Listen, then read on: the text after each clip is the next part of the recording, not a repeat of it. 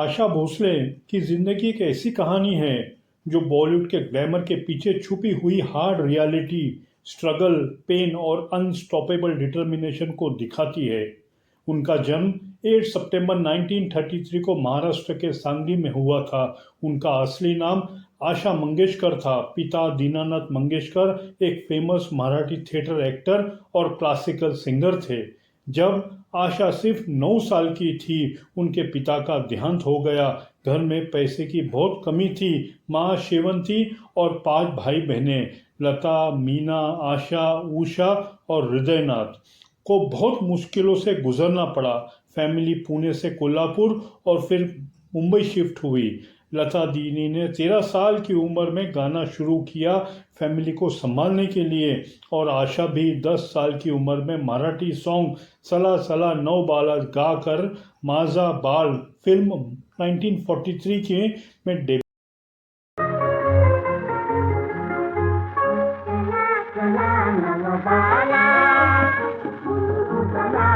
किया था। आशा का चाइल्डहुड म्यूजिक से भरा था, लेकिन गरीबी और रिस्पॉन्सिबिलिटी से भी। उन्होंने खुद कहा था कि वो एक्सीडेंट सिंगर है, फॉर्मल ट्रेनिंग नहीं मिली थी, ज़्यादातर सुन सुनकर सीखा। लता दीदी के साथ उनकी आवाज़ इतनी सिमिलर थी कि लोग कंफ्यूज हो जाते थे। एक बार किसी ने रिकॉर्ड सुन के आशा को लता समझ लिया।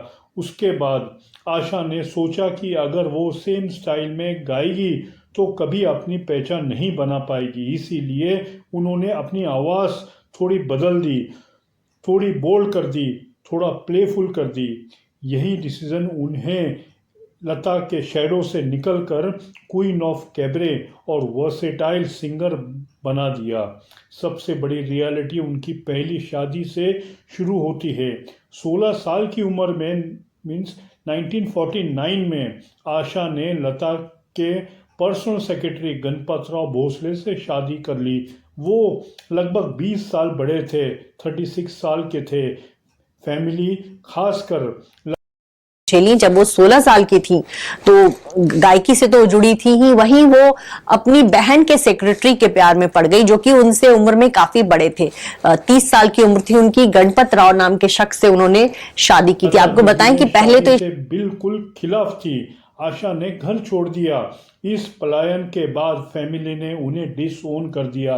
कई सालों तक उनका लता से कोई कांटेक्ट नहीं रहा। शादी नरक जैसे बन गई। गणपतराव की सैलरी सिर्फ 100 रुपया महीना थी। कंट्रोलिंग और एब्यूसिव थे वो। आशा ने बाद में इंटरव्यू और बुक में भी बताया कि उनका हस्बैंड शॉर्ट टेम्पर्ड था, शायद सैडिस्ट। वो फिजिकल और मेंटल टॉर्चर करता था। आशा को फैमिली से मिलने नहीं दिया जाता था। पैसे के लिए परेशान करते थे और उनकी सिंगिंग करियर को सिर्फ मनी मेकिंग मशीन समझते थे। फ़ोन तक घर में नहीं रखा गया ताकि कोई उनसे कांटेक्ट ना कर पाए। आशा सुबह 5 बजे उठकर रियाज करती, पानी भरती और घर के काम करने के बाद स्टूडियो जाकर 8 से 10 घंटे गाती। रात को वापस आकर खाना बनाती, बच्चों को संभालना अलग। उनके 3 बच्चे हुए, हेमंत, वर्षा और आनंद। 1966 में गणपत राव का निधन हो गया। एक बार जब वो 4 महीने की प्रेग्नेंट थी, इतनी डेस्पेयर में आ गई कि पूरे स्लीपिंग टैबलेट खा लिए। हॉस्पिटल में बड़ी मुश्किल से जान बची। उन्होंने कहा कि अनबॉर्न चाइल्ड के ख्याल से उन्हें बचाया। 1960 में जब वो आनंद से प्रेग्नेंट थी, उन्होंने आखिरकार घर छोड़ दिया। हर चीज़ छोड़ दी, पैसा, बंगलो, कार, कपड़े, सिर्फ बच्चों के साथ माँ के घर वापस आ गई। इस डिसीजन ने उन्हें फॉलन वुमन लेबल दिया इंडस्ट्री में। तब के टाइम में डाइवोर्स सिंगल मदर को लोग नज़रअंदाज करते थे।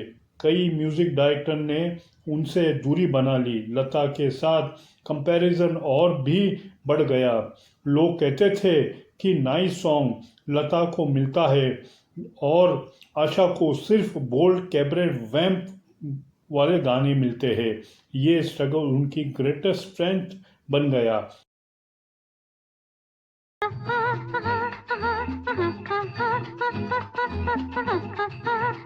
नैयर के साथ उनकी आवाज़ को पहचाना। उन्होंने आशा को पूरे एल्बम दिए, जैसे नया दौर के कश्मीर की कली, मेरे सनम, आई ये मेहरबान, ये है रेशमी जुल्फों का अंधेरा जैसे गाने उन्होंने गाए और कैबरे और सेंसुअलिटी के नए स्टैंडर्ड सेट कर गए। कई गाने ऑल इंडिया रेडियो और दूरदर्शन पे बैन हुए। दम मारो दम, हरे कृष्णा हरे राम का सॉन्ग हिप्पी कल्चर और ड्रग्स की वजह से। मारो दम, मिट जाए हम। फिर पिया तू अब तो आजा बोल्ड होने की वजह से इंडस्ट्री में उन्हें bad girl of playback singing कहा जाने लगा। करीब 1958 से 1972 तक इन दोनों की जोड़ी ने ऐसे गाने दिए जो आज भी एवरग्रीन है, लेकिन इंडस्ट्री का ओपन सीक्रेट था कि ये सिर्फ प्रोफेशनल पार्टनरशिप नहीं थी, दोनों के बीच एक गहरा पर्सनल रिश्ता था। आर.डी. बर्मन पंचम के साथ उनका कोलैबोरेशन हुआ, लेजेंडरी बन गया। पहले उनकी आवाज़ लता जैसी थी, लेकिन पंचम ने उनमें रॉक, जैज, फोक, वेस्टर्न फ्यूजन डाल दिया। आजा आजा मैं हूँ प्यार तेरा, पिया तू अब तो आजा, मेरा कुछ सामान, दिल चीज़ क्या है, ये सब उनके मैजिक का एग्जाम्पल है। पंचम 6 साल छोटे थे उनसे, उनका रिश्ता 70s में शुरू हुआ, 1980s में और प्यार परवान चढ़ता गया। 1980 का दशक आ गया और फिर अचानक दोनों ने शादी कर ली। बताया जाता है कि शुरुआत में इस शादी के लिए आशा जी थोड़ी हिचकिचा रही थी, मना कर रही थी, लेकिन पंचम दा ने उन्हें अपने प्यार में और उन्होंने विश्वास शादी से कर ली, जबकि दोनों फैमिलीज थोड़ा अगेंस्ट थी।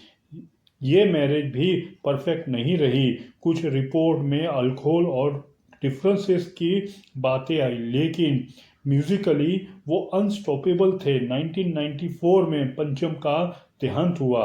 आशा ने उनकी मां को 13 साल तक संभाला, लेकिन तब भी कुछ लोग ने उन पर रूथलेस होने का इल्ज़ाम लगाया।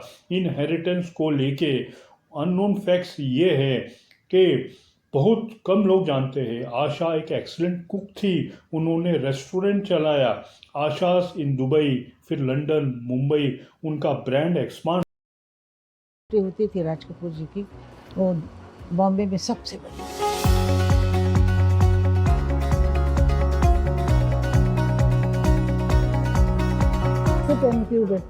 बदमाश बदमाश होना चाहिए ना। नॉटी शेफ होता गया। वो स्ट्रे डॉग्स अडॉप्ट करती थी। 79 की उम्र में एक्टिंग डेब्यू भी ट्राई किया मराठी फिल्म में माई से, जिसमें उन्होंने अबेंडन पेरेंट का फोटो है पर एक फोटो भगवान का नहीं।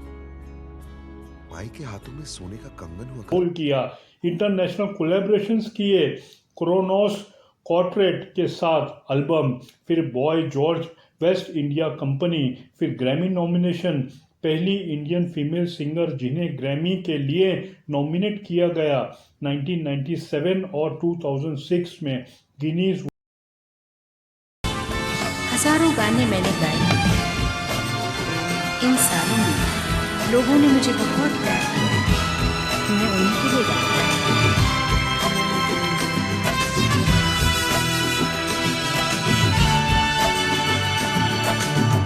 World record most recorded artist, 12,000 से ज़्यादा गाने 20 लैंग्वेजेस में। एक इंटरेस्टिंग इंसिडेंट ये है कि आजा आजा गाते टाइम कार के बैक सीट में प्रैक्टिस कर रही थी।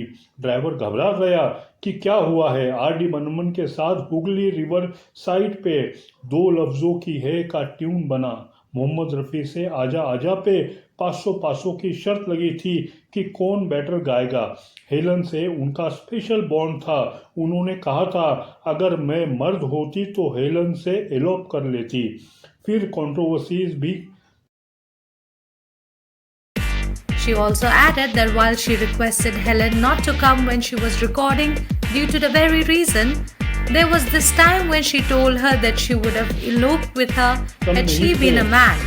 लता के साथ रेवलरी मीडिया ने बहुत हाइप किया, लेकिन आशा ने हमेशा कहा blood is thicker than water. उन्होंने कई बार साथ गाए। ओपी नैयर के साथ long professional rumoured personal relationship था, 300 प्लस गाने। फिर 1974 में सडन फॉल आउट हुआ। लास्ट सॉन्ग चैन से हमको कभी था, जो फिल्म फेयर जीता, लेकिन फिल्म में यूज नहीं हुआ। फैमिली ट्रेजेडी सबसे बड़ी रियलिटी रही। 2012 में बेटी वर्षा, जो कि सिंगर और जर्नलिस्ट थी, ने डिप्रेशन में के बाद सुसाइड कर लिया घर पे गन से। 2000 हो गई थी जी। दुख ये है कि उसने ये पिक्चर देखी नहीं। और मैं एक बात बोलूं, जी। भगवान का न्याय मैं नहीं जानती हूँ, लेकिन बहुत कठोर न्याय है उसका। वो अपने न्याय से हटता नहीं है। उसने जो भी मुझे घाव डाला है, लड़की ने या भगवान ने, ये मरते दम तक खून टपकता ही रहेगा, अंदर ही अंदर टपकेगा। 2015 के बाद हेमंत कैंसर से चल बसे। लता दीदी 2022 में आशा ने ये सब संभाला, गाना जारी रखा। आशा की जिंदगी ये दिखाती है कि टैलेंट के साथ ग्रिट कितना ज़रूरी है। वो सिंगल मदर बनकर 3 बच्चों को पढ़ाया, इंडस्ट्री के बायस से लड़ी, अपनी आवाज़ को रीइन्वेंट किया, रेस्टोरेंट चलाया, कॉपीराइट बैटल्स जीते। एआई प्लेटफॉर्म के अगेंस्ट भी उनका लास्ट लाइव परफॉर्मेंस 2024 में दुबई में था। 12 अप्रैल 2026 को 92 साल की उम्र में उनका देहांत हो गया। उनकी reality. And well, with that, there are reactions that are pouring in from all over the country on the demise of the legendary playback singer Asha Bhosle. Let's listen in to some of them. मेरी माताजी श्रीमती आशा भोसले, इनका आज निधन हो चुका है। कल सुबह 11 बजे ऐसी औरत जो सोसाइटी के रूल्स तोड़ती रही, पेन से नहीं डरी और हर दफा उठकर और स्ट्रॉन्ग कर गई। दम मारो दम से लेकर गजल तक उनकी आवाज़ हर जनरेशन तक पहुंची। ये सिर्फ सिंगर नहीं, सर्वाइवर, एंटरप्रेन्योर और लेजेंड थी। उनके अननोन फैक्ट्स ये बताते हैं कि ग्लैमर के पीछे कितनी मेहनत, कितने आंसू और कितनी हिम्मत छुपी थी। आज भी उनके गाने सुनते हैं तो लगता है जैसे वो अब भी जिंदा है, क्योंकि उनकी आवाज़ में ज़िंदगी का हर रंग था। दोस्तों, वीडियो अच्छा लगा तो लाइक, शेयर, सब्सक्राइब ज़रूर करना। जय हिंद।